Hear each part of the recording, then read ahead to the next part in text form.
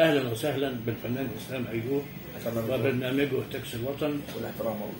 ونحن بصدد توقيع بروتوكول لاستقبال الحالات المرضية في كل التخصصات، وخاصة طب الأسنان بفروعه، العظام، جراحات المخ والأعصاب، الجلدية والتناسلية، كافة الجراحات بفروعها، والبطنة سواء بطنة عامة أو بطنة الكبد أو بطنة الكلى.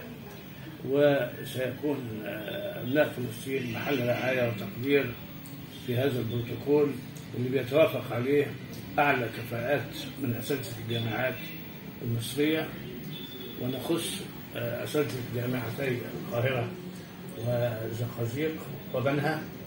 وبإذن الله سنوفر كل احتياجات الإقامة إذا استلزم ذلك في مدينة زقازيق، محل المركز الرئيسي لمجموعة فجر.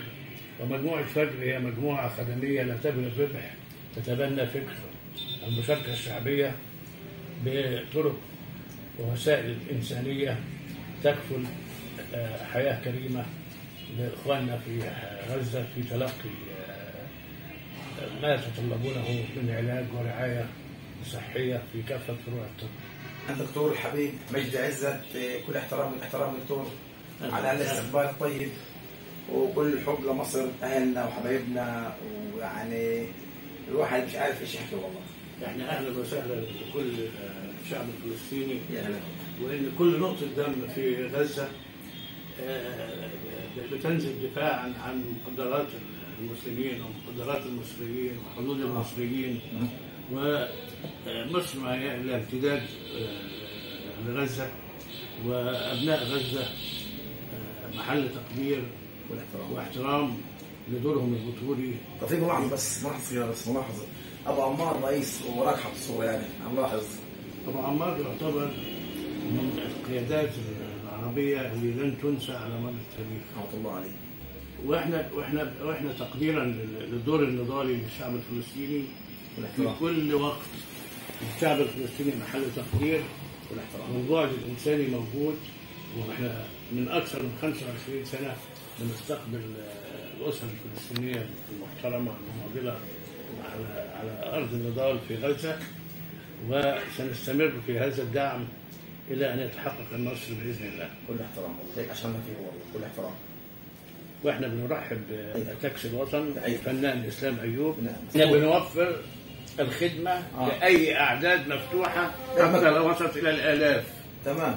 ونحن ندري جيدا مدى احتياج اخواتنا من الشعب الفلسطيني للخدمه العلاجيه في مصر. كل احترام.